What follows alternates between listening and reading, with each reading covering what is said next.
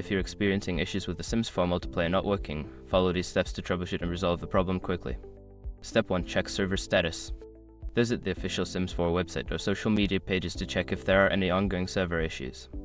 Sometimes, the multiplayer feature may be down due to maintenance or outages. Step 2. Restart the game. Close the Sims 4 completely and restart it. This can help refresh the connection and resolve temporary glitches that may be affecting multiplayer functionality. Step 3. Update the game. Ensure that your game is updated to the latest version. Check for any available updates in your game launcher and install them, as updates often fix bugs and improve performance. Step 4. Verify game files. If you're using a platform like Origin or Steam, use the option to verify the integrity of the game files.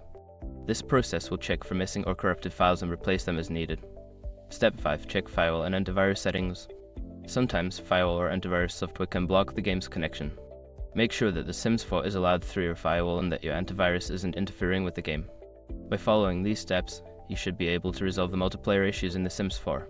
If problems persist, consider reaching out to the game's support team for further assistance.